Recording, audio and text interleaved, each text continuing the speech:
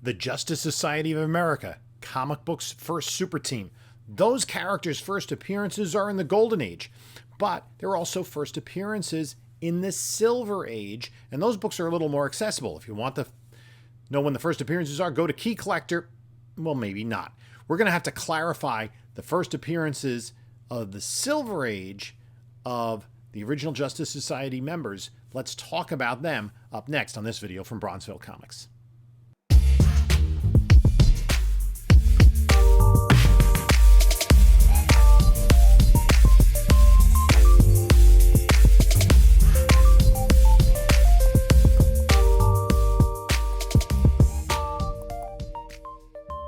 Hey there, comic book community. This is Jim from Bronzeville Comics coming to you with another video. And in this video, we're going to talk about the Justice Society of America. But before we get started, please like, comment, subscribe. We've just a couple of days away from our 3,000 subscriber giveaway. That's going to be on Tuesday, December 6th at 10 p.m. Eastern Time. You can also follow us on other socials. Bronzeville_comics on Instagram, Bronzeville_comics on Whatnot. We do sales every Monday night at 10 p.m. Eastern. This coming Monday, a huge Bronze Age Amazing Spider-Man sale. You're going to want to check that out.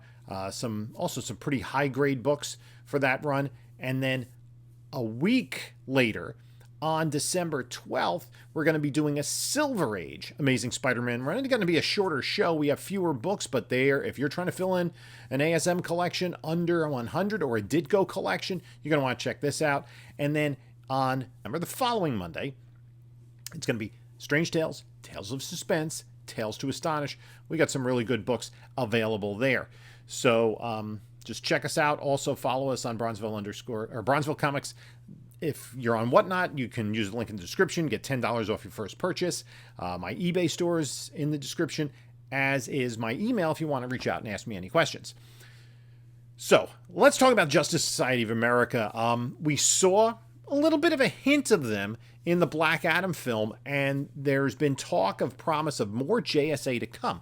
And DC Comics are like where speculation is moving right now. Marvel has kind of been speculated very high, and we're seeing DC books make these hot lists, these trending lists. Now, all of these characters I'm going to mention, their first appearances are out of reach of the vast majority of collectors. These are books from World War II era, or most of them are before the U.S. got involved in World War II. They are early Golden Age books, huge grails. But much like Batman villains, there's also the first appearance in the Silver Age. But there seems to be some confusion as to when those first appearances are and some misinformation. So I want to clear that up. I want to talk about a team that I love, the Justice Society of America. Geoff Johns is doing a new run there. They've been around forever. Now I'm going to just talk about the characters who were introduced in the Gold and Silver Age. And when their first appearances are, and then other key books and when we saw them in the Silver Age for the first time. But we'll talk about the Golden Age stuff first, and then we'll move on to the Silver Age. So, All-Star Comics number 3, Winter 1940, the first appearance of the Justice Society of America, right? And we're going to go around the table here and talk about the initial 8 members of the JSA. Now, there were 8 original members, and they're sitting at a table because the first story was they got together for dinner and traded stories. It was written by Gardner Fox, illustrated by the illustrators of each character's own individual strips. Now, 2 of the characters were in Adventure Comics, 2 were in the More Fun Comics anthology, 2 in All-American Comics, and 2 of them in Flash Comics. There were 5 other characters who all later became members of the Justice Society of America. They were also included in this issue. And Gardner Fox, who wrote the stories, would write the entire run of the Justice Society through issue 57. The first 2 issues of All-Star Comics were similar to World's Finest Comics and Comics Cavalcade, in which it was another anthology title. They kind of predated Comics Cavalcade to give some of the more popular characters, Flash, Green Lantern, Spectre, another story, and to see which characters would be popular. So, Gardner Fox would also reintroduce the Justice Society in the Silver Age and introduce the idea of the multiverse, but we'll get to that later. So let's go around the table. 8 initial members. Start with the Atom, Al Pratt. Al Pratt was a college student, and his first appearance is in All-American Comics 19 in December of 1940. He's not in costume. He gets his costume in the following issue in number 20, and the costume where he looks like a wrestler, really, a professional wrestler with a hood on. He did change his costume later in All-Star Comics 42 and was in almost every issue of the book. He remained in All-American Comics for a long time and really was a stalwart of the team. Did develop superpowers later on, and a lot of those stories ended up being retconned by Roy Thomas in his 1980s All-Star Squadron run. Up next is Sandman, the earliest of these heroes. His first appearance was in New York World's Fair Comics number 1 in April 1939, and then he got his own strip in Adventure Comics, issue number 40 in July of 1939. It was later on in issue 69 that he got a Sandkick, Sandy the Golden Boy, and he went away from the more pulpish origins, the trench coat, the gas mask, the gas gun, the fedora, to a superhero costume. A few issues after that, Joe Simon and Jack Kirby took over the strip and continued it, I believe, till its end. Also, the Spectre. The Spectre made his first appearance in More Fun Comics 52 in February 1940 and was one of the founding members of the JSA. The Jay Garrick version of The Flash premiered in Flash Comics number 1, which was an anthology, which just happened. It wasn't his own title. It happened to share the name of The Flash with it. That was a January 1940 book, and he got his own solo book in June of 1941. Now, Flash Comics number 1 also premiered another member of the team, another founding member, Hawkman, the Carter Hall version, who was the reincarnation of an Egyptian prince. He was the only character to appear in every issue of All-Star Comics. Dr. Fate was another character who was a founding member, and of course we've seen him played by Pierce Brosnan in the Black Adam film. His first appearance was in More Fun Comics number 55 in May of 1940. About a year and a half later, October 1941, in More Fun Comics number 72, his costume changed and his helmet became a half helmet. He became less supernatural, mysterious, and more of a regular superhero. And what the retcon, and that's held through and has been a staple of the character. In the 1980s, Roy Thomas kind of revisited the origins of Dr. Fate, and the origin of the half mask and the helmet was he maintained some of his abilities, but the helmet was basically the wearer of the helmet would be possessed by Naboo, and that was driving him crazy. So he didn't want to be possessed by Naboo anymore. He went to the half helmet for the rest of his depiction in the Golden Age. Green Lantern. Alan Scott, an incredibly popular character throughout DC history. His first appearance, which is an incredibly difficult book to find, was All-American Comics 16 in July of 1940. And he got his own solo series in September of 1941, Green Lantern number 1. The final founding member was Hourman. His first appearance, which premiered on the cover, was in Adventure Comics 48 in March of 1940.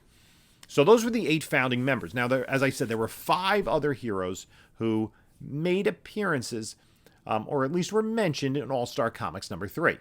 Now, the story in All-Star Comics number 3 begins by saying that there's a meeting of these 8 superheroes. And then the second page is Johnny Thunder is upset that he wasn't invited.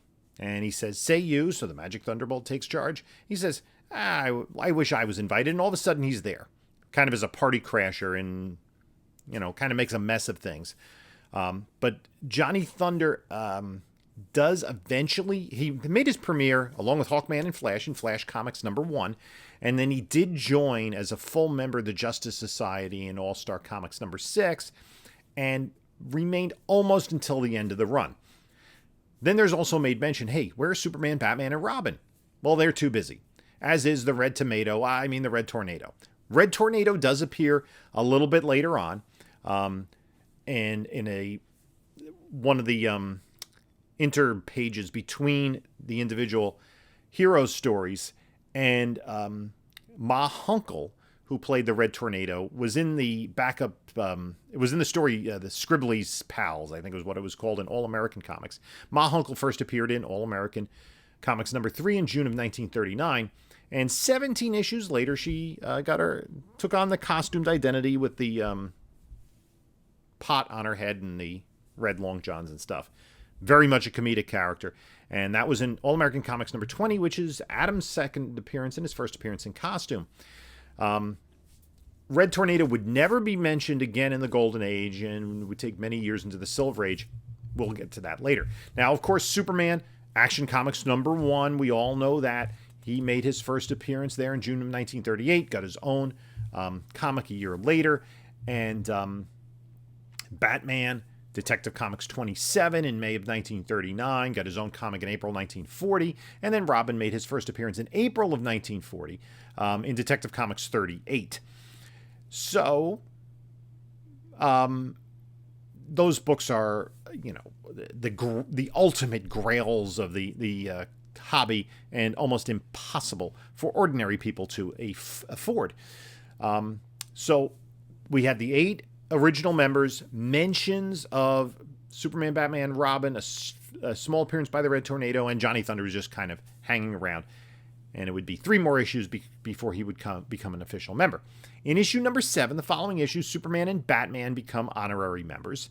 And in issue #6, when Johnny Thunder joined, he took the place of Flash. And in those early days, in the Justice Society comics in particular, they kind of knew that they were in comic books. It was kind of a surreal accounting of it, but when Red Tornado shows up, we've read about your adventures in All American Comics. But what happens is Flash gets his own comic in All Flash, so he's too busy to remain with Justice Society. Johnny Thunder replaces him. In issue #8, in December 1941, Green Lantern gets his own comic and is too busy, and then Hourman inexplicably just disappears. We don't see Hourman anymore. He's never mentioned again. So they are replaced by 2 other characters, which I'll get to in a minute, but All-Star Comics #8 is another ultimate grail of the hobby because it is the first appearance of Wonder Woman. That came out in December 1941. The following month, in January 1942, she would be in Sensation Comics #1. Her first solo story, first cover appearance. And then just a few months later, in June of 1942, she gets her own comic in Wonder Woman #1. Now, Wonder Woman does serve early on as the secretary of the Justice Society of America. She's kind of relegated to a traditional female role of that time. But she does eventually become a full member. Now, the other 2 characters that we see join the Justice Society in issue #8 are Starman, Ted Knight, who premiered in his first adventure, and it was a cover appearance, Adventure Comics #61 in April of 1941. And Dr. Midnight is the other character, Charles McNider. He made his first appearance in All American Comics 25, also in April of 1941. Now, the team would more or less stay the same for the next few years. And there wasn't a shakeup until issue 22 in September of 1944, where Dr. Fate and Sandman were gone. Disappeared, no longer around. Now, there was a whole schism between Detective Comics, National Periodicals, and All American Comics, and that led to a little bit of confusion. 2 issues later, in issue 24, Spectre and Starman disappear. That's March 1945, and Flash and Green Lantern come back. There are 2 heroes who were kind of last-minute replacements, and I think the artwork was redone in issue 24. Wildcat makes his debut as a member of the Justice Society, and his first appearance, like Wonder Woman's first cover appearance, was in Sensation Comics #1. And another character who premiered in Sensation Comics #1, Mr. Terrific, also joined the JSA in issue 24. Was Mr. Terrific's only appearance as a member in the Golden Age. In issue 27, Just for that one issue, Wildcat replaces the Atom. Atom then comes back. And you pretty much, for the most part, have the same team with two exceptions for the rest of the Golden Age run. And All-Star Comics lasted until issue 57. I think it was in 1951. In issue 36, Superman and Batman show up, and they, for that issue only, replace the Atom and Johnny Thunder. And that book is a big book because it's the first time in the Golden Age that we see Superman, Batman, and Wonder Woman all together in the same book. They're all together on the cover. And that's hit some hot lists lately. Now, Johnny Thunder, the other change was eventually Johnny Thunder is replaced in the JSA by Black Canary. Now, Black Canary premiered in Johnny Thunder's feature in Flash Comics number 86 in August of 1947. In All-Star 38, she joins the Justice Society, or she makes her first appearance in All-Star Comics in August of 1938. In Flash 92, in February of 1948, she basically takes over Johnny Thunder's spot in Flash Comics, has a great cover appearance, and then she joins the Justice Society in issue 41, and the team would remain the same for the next 16 issues before All-Star Comics disappeared and eventually almost the entirety of superheroes. Now, three features, or three title characters persevered from Golden Age through to Silver Age: Superman, Batman, and Wonder Woman. Of course, along with Batman was Robin, who did have his own solo stories in Star Spangled Comics in the late 1940s, but he remained a character that was viable through to the Silver Age. And then two backup characters who were never Justice Society members, Aquaman and Green Arrow. Also, Speedy being Green Arrow's sidekick, he was there as well.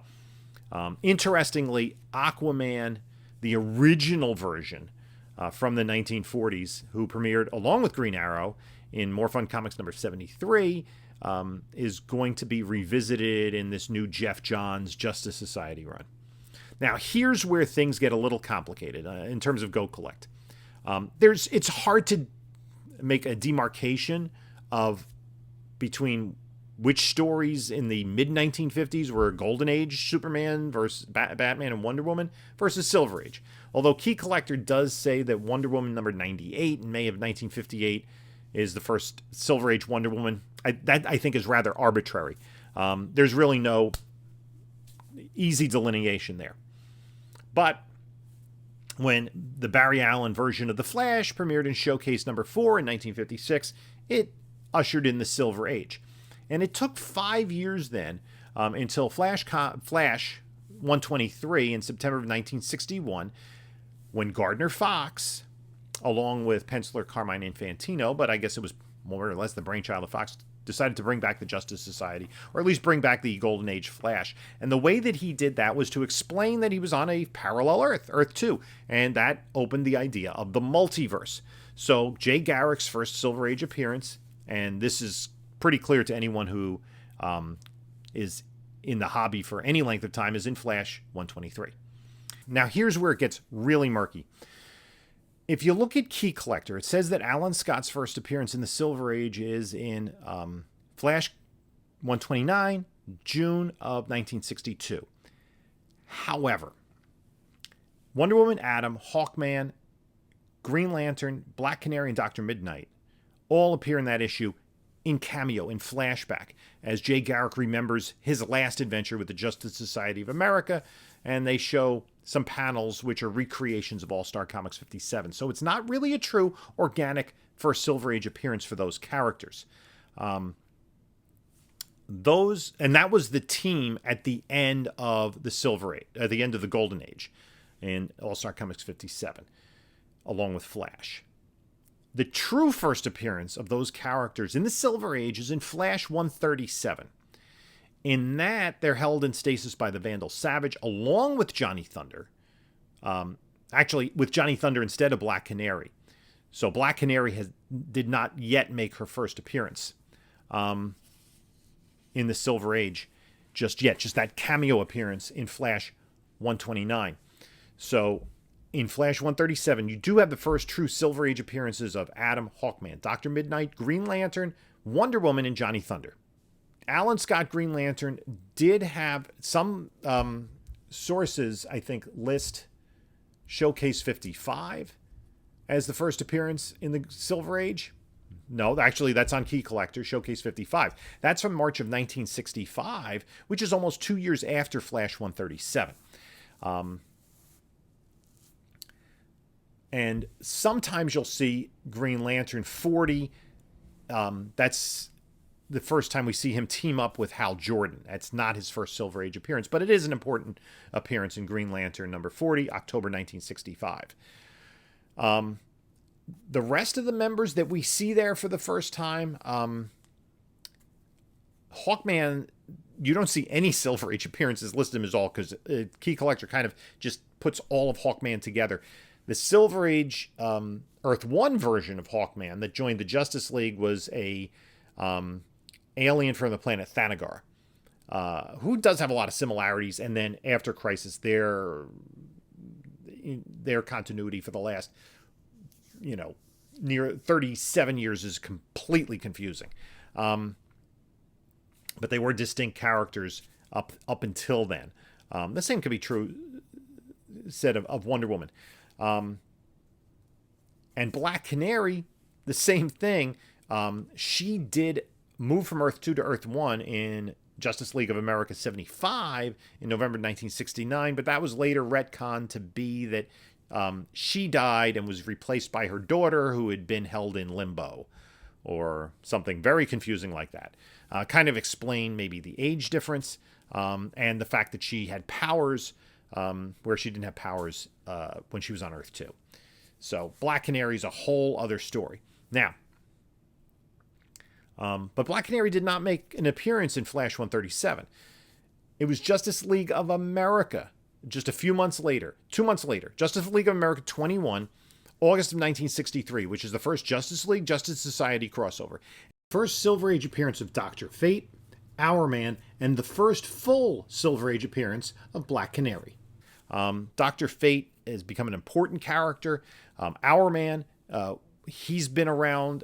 We've seen an incarnation of him in the Stargirl TV series. Black Canary was in Birds of Prey. She's become a very popular character over the years and has been consistently in DC mythos as members of the Justice League, the Birds of Prey, teaming up with Green Arrow, married to Green Arrow. So she has been around since she left the Justice Society and came over to the Justice League in 1969. Now, there's still some unaccounted for members at this time. Starman, the Ted Knight version. There are a lot of Starmen. There are a lot of Starmen, believe me. But the original Starman, Ted Knight, again, Key Collector doesn't delineate between each of them. And it doesn't mention the first Silver Age appearance. But the first Silver Age appearance of the Ted Knight Golden Age Starman in the Silver Age is Justice League of America 29 in August of 1964. That is also the first appearance of the Crime Syndicate of America and Earth 3. He does get a bigger role, a team up with Black Canary in Brave and the Bold number 61 and 62 in August of 1965. In the third JLA JSA team up, Justice League of America 37 in August of 1965 is the first Silver Age appearance of Mr. Terrific. And then he does meet his untimely death in Justice League of America 171 in 1979.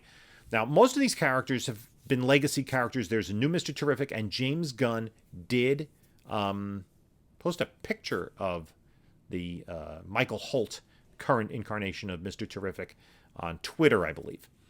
Now, we talked about that Starman Black Canary crossover in Brave and the Bold. There was a 2-issue crossover. In the second issue, Brave and the Bold 62, October of 1965, is the first Silver Age appearance of Wildcat. Now, Wildcat, especially in the 1970s, he became a regular in the Justice Society, was one of the main characters in the All-Star Comics reboot in the mid-70s, issues 58 to 74, and was almost always included in the JLA, JSA crossovers at the time. The Spectre also got his own tryout series and showcase number 60, which is a good Silver Age key, January 1966. Later that year in August, he made his first appearance as a JSA member in the Silver Age in Justice League of America 46. And he was the first JSA member to get his own solo series. Spectre number 1 premiered in December 1967. Ran for just a handful of issues, but some of those issues were illustrated by Neil Adams.